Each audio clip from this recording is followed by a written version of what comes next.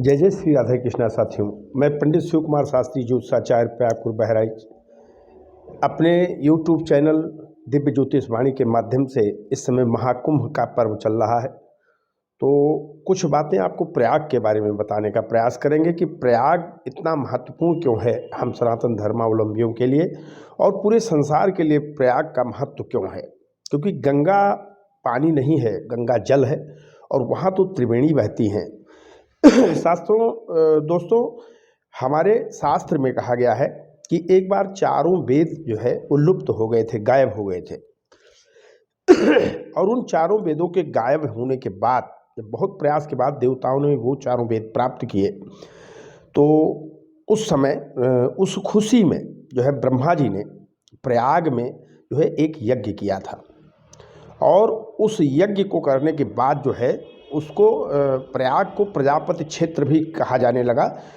ये तो प्रजापति क्षेत्र ब्रह्मा के नाते है ही है, लेकिन आप जानते हैं कि त्रिवेणी बहती हैं वहाँ प्रयाग में।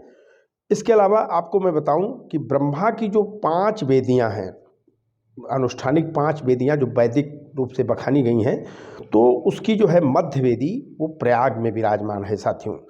इसके अलावा त्रिस्थली यात्रा, जैसे काशी की यात्रा, प्रयाग की यात्रा और गया की यात्रा, ये 3 यात्रा जो है हमारे पुराणों में बहुत ही महत्वपूर्ण मानी गई हैं। इन 3 जगहों की जो यात्रा कर लेता है उसके भव से संबंधी सभी पाप मुक्त हो जाते हैं, उसके पूर्वत तर जाते हैं और सभी प्रकार के धर्म के कार्य उसके पूर्ण हो जाते हैं। तो त्रिस्थली यात्रा यानी काशी, प्रयाग और गया, ये तीनों बहुत ही महत्वपूर्ण हैं। हर व्यक्ति को इन 3 स्थानों की यात्रा जरूर करनी चाहिए साथियों। लेकिन उन सभी में श्रेष्ठ अगर देखा जाए तो प्रयाग को अद्वितीय माना गया है। त्रिस्थली यात्रा में भी प्रयाग को अद्वितीय माना गया है साथियों। एक बात और बताया गया है, इसलिए प्रयाग का बड़ा महत्व है। शास्त्र कहते हैं कि जिस दिन प्रलय हो जाएगा, जब प्रलय होगा तो प्रयाग नहीं डूबेगा और साधु संत आ करके प्रयाग में स्थान ग्रहण करेंगे, वो सुरक्षित बचेंगे। और जो यहाँ का अक्षय वट है, इस अक्षय वट पर ही भगवान श्री नारायण शिशु के रूप में जो है प्रलय काल के बाद विराजमान रहेंगे साथियों। बहुत सारी बातें हैं शास्त्रों में, पुराणों में बहुत सारी बातें हैं जो प्रयाग की महिमा को गाते हैं साथियों। हम कितना बताएं आपको, लेकिन महाकुंभ यदि लगा हो तो प्रयाग का महत्व बहुत बढ़ जाता है। क्योंकि वो संगम, जहाँ त्रिवेणी का संगम अलग है, अखाड़ों का संगम अलग है, संस्कृतियों का संगम अलग है और श्रद्धालुओं का संगम अलग है। वहाँ जाकर के आप धर्म, अर्थ, काम, मोक्ष चारों प्रकार के फल प्राप्त कर सकते हैं। हमारे खिल जो है ऋग्वेद का खिल सूक्त कहता है ऋग्वेद के खिल सूक्त में लिखा है कि सीता सीते सरिते यत्र संस्थिते, सीता सीते सरिते यत्र संगते, तत्रालुताप्सो दिवमुत्पतन्ति, ये वे तन्नम वृषजन्ति धीरास्ते जनासो अमृतत्वं भजन्ते। शास्त्र कहते हैं कि जहाँ गंगा जमुना दोनों नदियाँ एक होती हैं, वहाँ स्नान से स्वर्ग का फल प्राप्त होता है। और जो धीर पुरुष संगम में प्राण त्यागते हैं वो मोक्ष को प्राप्त करते हैं। इसके अलावा हमारे जो है कूर्म पुराण में लिखा है कि ग्रहाणाम च यथा सूर्यो, जिस तरीके से ग्रहों में सूर्य का सबसे ज़्यादा मान है, सूर्य उसका स्वामी है। नक्षत्राणाम यथा शशि, नक्षत्रों में जिस प्रकार से चंद्रमा सर्वश्रेष्ठ माना गया है। तीर्थानाम उत्तमम तीर्थ प्रयागाख्यमुत्तमम, तो तीर्थों में उसी तरह जो है उत्तम प्रयाग को कहा गया है साथियों। महाभारत कहता है कि मृतिका लंभ नाद वापी नरा पापात मुच्यते। यदि प्रयाग की मिट्टी भी शरीर में लगा लिया जाए तो निसंदेह जो है व्यक्ति, मनुष्य जो है मुक्ति को प्राप्त करता है। हमारे गोस्वामी जी क्या कहते हैं प्रयाग के लिए, मैं आपको बता दूं।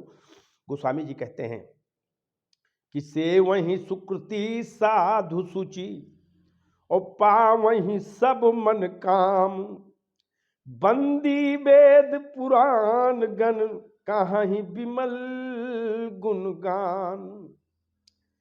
जहाँ जिसकी सेवा अपने सुंदर कर्मों से साधु लोग करते हैं और सेवा करने के बाद जिस प्रयाग में अपने मन की सभी मनोकामनाएं पूर्ण करते हैं, उस जो है प्रयाग की कितनी बड़ाई की जाए साथियों।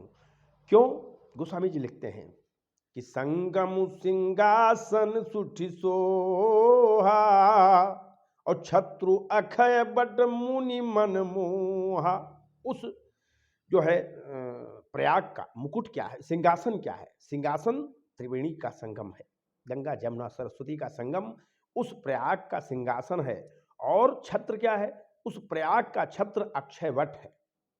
इसके अलावा चंवर जमुन अरु गंग तरंगा और देखी हूं ही दुख दारिद भंगा।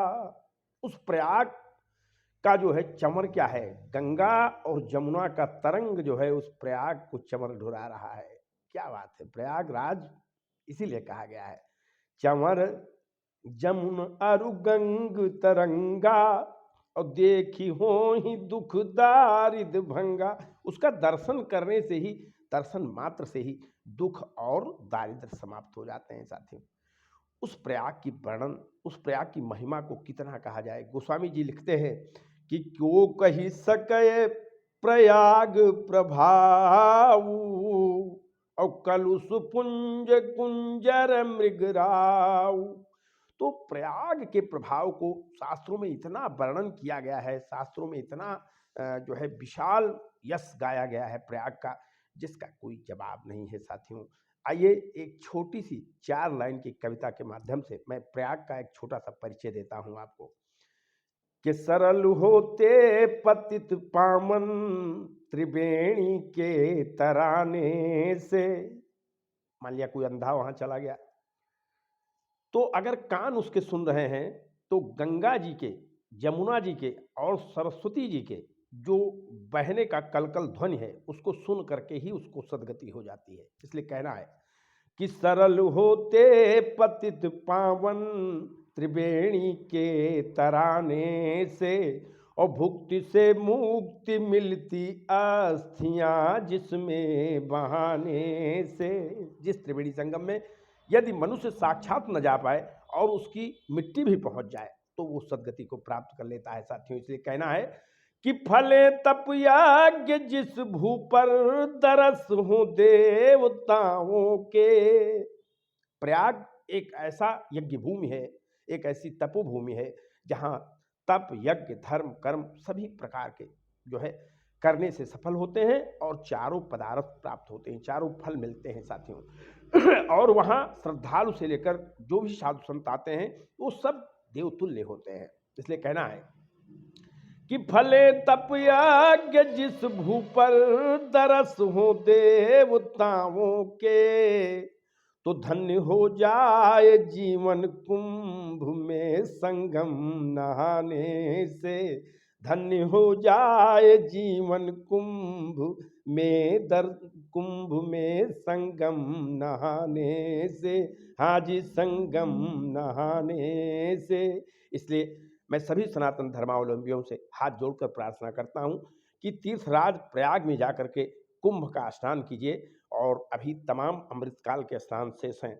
अभी तो जो है बसंत पंचमी का अमृतकाल स्नान शेष है, अभी तो माघ पूर्णिमा का अमृतकाल स्नान शेष है और अभी शिवरात्रि का जो है पुण्यकाल स्नान शेष है। और इन सभी स्नानों का महत्व मैं अगले वीडियो में आपको बताऊंगा। मैंने सोचा है कि अपने सनातन धर्म के प्रचार प्रसार के लिए कम से कम जो है प्रयाग पर और इस महाकुंभ पर 2-3 वीडियो बनाकर आप तक भेजूं, जिससे आपको प्रयाग की महिमा और कुंभ की महिमा का पता चले। तो आज के वीडियो में सिर्फ प्रयाग महिमा, अगले वीडियो में हम आपको कुंभ की महिमा बताएंगे और कुंभ कैसे लगते हैं ये हम आपको बताएंगे। जय जय सीताराम, हर हर महादेव, जय गंगा मैया साथियों।